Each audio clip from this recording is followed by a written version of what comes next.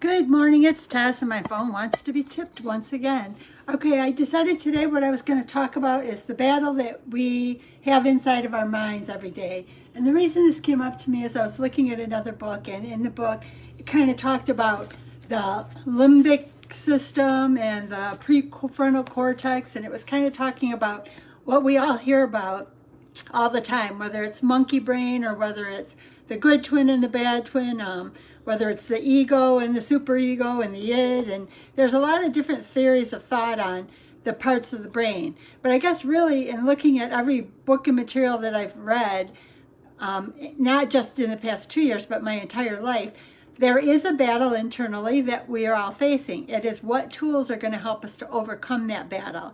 And I just found it interesting because, again, I picked up another book that I ran into along the way, and she was talking about the limbic system and the prefrontal cortex, and how the limbic system is that one that it's almost like that fight or flight. You want to grab something and run with it. And the other one is trying to reason it out with you. Well, that's almost the good twin, the bad twin, or the ego, or the id. You know, there's always some label that somebody puts to it that makes it meaningful to them. And really what it kind of made me finally realize is that I just have to find the tools that will keep me moving forward. I just have to decide what's most important in my life. I know that sounds simple. Hi, Glow, good to see you. I know that sounds simple, but every book, no matter what they label it, we do have an internal conflict. And the internal conflict is that, yes, I want the donut, and no, I want to get healthy. So I just kind of wrote down, a few quick tips, because I'm trying to make sure I'm getting into these daily lives again with a couple jobs going on in busy season. I know I've let that go by the wayside. But I was trying to think of what tools do I use to try to help me when I'm tempted by that one side. Good morning, good morning. And a couple of things that I know I do is that I try to hesitate before I make a decision. Like if I'm going to go for something I know isn't on my plan, I'll try to hesitate or distract myself until that thought goes away. Maybe it's just breathing and counting to 10. Maybe it's meditating. Maybe it's journaling, and journaling about how I want to feel good. I want to be healthy. I want to be down a certain amount of pounds. I want to be, something positive, but nothing to make you feel bad. I think that the journey needs to feel good, which is law of attraction. You want to be excited, hopeful, joyful, full of love, and open to all possibilities in the future, but not so rigid that it causes you pain, because pain brings you low on the emotional scale. And I found for me, that's when I make rough decisions or bad decisions. I think another thing too is if you're facing a point where you want to make a bad decision, maybe it's time to actually take a walk, or maybe you need to drink a glass of water, or maybe eat a small salad first. Something to keep you moving forward now. And then tell yourself that in 20 minutes you'll reevaluate, in 30 minutes you'll reevaluate, and then you'll decide if you really want that donut. I think sometimes our bodies get so used to us breaking down and grabbing that donut that instead of craving the salad, we'll crave the thing that doesn't support our journey. So I think thinking about the journey will definitely help. I think another thing that you could do is have a picture. Put a picture up of where you're at or where you want to go. On one of my vision boards I did a year ago for Doc V, I found a body of a person that was athletic at the goal weight for me at the proper BMI. And then I just made my head smaller and pasted it on the top of it and put it on my board. That way I could have something to look at when I was being tempted. Another thing is, maybe post your goals on the refrigerator, something to look at so that as you're going to grab that thing you don't want, you have a reminder of what you're going for. I think another thing is probably the vision board. Now, I had to do one for Doc V for today, and I did one a year ago. And my vision board now is, I'm trying to go more broad, because in law of attraction, what I've been learning is that I don't want to be attached to a goal, because even though that feels like I'm looking forward, what ends up happening is you get so fixated on, I've got to lose 5 pounds this week. If you don't lose exactly 5 pounds in that week, you might end up falling low or feeling bad about yourself and not moving forward. So when I did my vision board, I kind of did it with all kinds of opportunities for what I want to be possible in the future, so that there's always something to look forward to, and that it's not I want big goals, so I just put a lot of things out there so that I can always find something that's moving forward. Something, because I think too often I focused, hyper focused on anything that went wrong and never recognized what was going right. So I did it like this time big. I put all kinds of things on it, like trips and things I've been learning through Chris Noggle and through Doc V, and like even the fitness stuff. Anything I put on my fitness board this time was outdoor activities, because for me the gym is something I did for a lot of years when I lost weight the first time. This time it would be more like, what could I find that was outdoors that looked like it was fun or interesting or unique? Somebody from my Law of Attraction group lives in Arizona, and he did an interview with me for my Law of Attraction group. And when we were talking, he told me that he climbs mountains in Arizona. And I said, oh, you know, one day I'm going to come there and you can take me up the mountain. He goes, I said, if I'm not too old. And he goes, Tess, the person that brought me up the mountain the first time wasn't a 75-year-old woman. He goes, if you make it here, I'll take you up. I forget what Bareback Mountain or something like that. I think that's what he was calling it.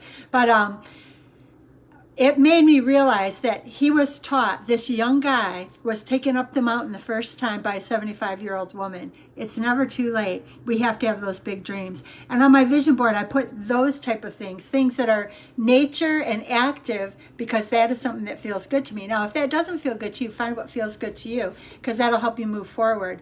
I also think that you need to maybe put a routine in your life. Yeah, that's it, Glow. That's it. That's where he walks. Bareback Mountain. Yes, that's the one he walks. And he walks it every single day. Every single day he walks it. And he told me the first time he decided to do it, there was a 75-year-old woman who walked him up the mountain. And I thought, what an amazing story for him to... Oh, I was thinking of the movie, but you're right. That is it, Glow. So thank you so much. And he was telling me he does it every single day now. But the cool thing is when he told me it was a 75-year-old woman who took him up the first time. And he posts pictures and stuff like that. Oh, that's awesome. And I thought, what a cool thing. You know, I think that's what we have to do in life, is look forward to recognizing the changes that we make in our life, how they can bring us to an avenue that maybe sometimes we think is not available to us anymore. I do think, even for myself, another thing that's helped me a lot is I'm in busy season with 2 jobs right now. So I'm working 2 jobs and both of them are in busy season. And I have a routine every morning, whether we're walking in person or whether we're walking in my basement, my mom in her basement, because I'm in a community, I'm in an area where there's snow and cold, and but my mom and I will communicate. We will decide it's time to walk. We will communicate via phone from start to finish. So my day starts every single day with a walk, and I shoot for at least 5,000 or more steps every morning before I ever start the workday. So what I'm thinking is, these are the tools that I've been using to overcome that, no matter what they want to label it, the good versus the evil twin, whether they want to call it the limbic system versus the prefrontal cortex, whether they want to call it monkey brain or fat filters. It's kind of the same thing. Whatever set of terms means something to you, the only thing we need to overcome is, how are we going to beat it?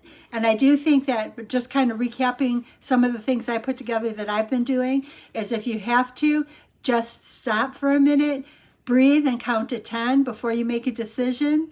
Oh, that's awesome, Glow. For an hour. And that just makes a difference. Just getting those steps in, because I'm shooting for 15,000 steps a day starting January 1st. I can say right now that I have hit it every single day this year. But I've had to plan, and that is that I get up every morning and I get 5,000 steps in before the day ever starts.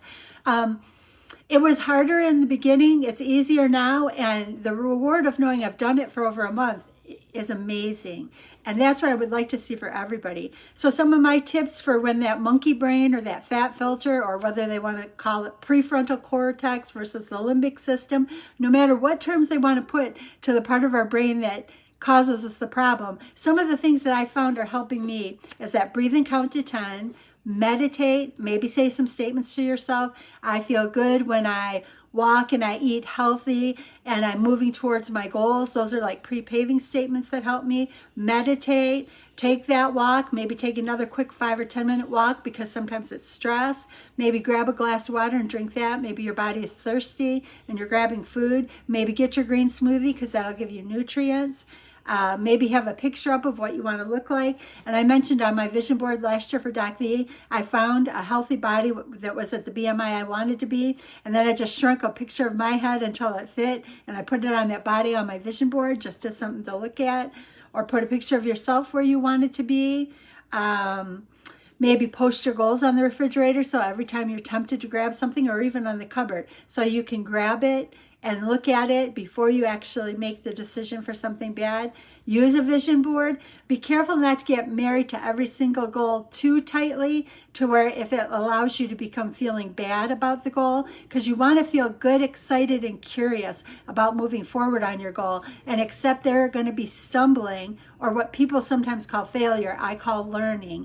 There's going to be learning, but learning just directs you. I believe learning, and law of attraction believes learning just directs you faster to your goal. There are obstacles out there that we don't see. And sometimes that little redirect gets us there faster. And instead of recognizing it as a redirection, we get caught up in thinking it's a failure. It's just a redirect, and we'll get there if we keep moving forward. And then I do use a routine every morning. I get up every morning, I give the cats treats, I walk, I meditate, I journal, and I get all that done before the workday starts, because then I start with a win. And when I start my day with a win, it just seems to make it easier for me to try to stay to my program. Am I perfect? No, but no one's perfect. And if they tell you they're perfect, they're withholding a little bit of information. We are all human, but in being human, that means we always have a chance to start again, and just to make a small little change. So give yourselves a chance to just make that small little change. And when you make that small little change, celebrate that win, because it is a win. The small little changes are the things that'll give you momentum and carry you to the finish line of whatever dream you have out there. Have a beautiful day, and thank you, everyone. And I'm live tonight in Doc V's group, so I'll see all of you there. And if not, I'll see you in the morning. Thank you.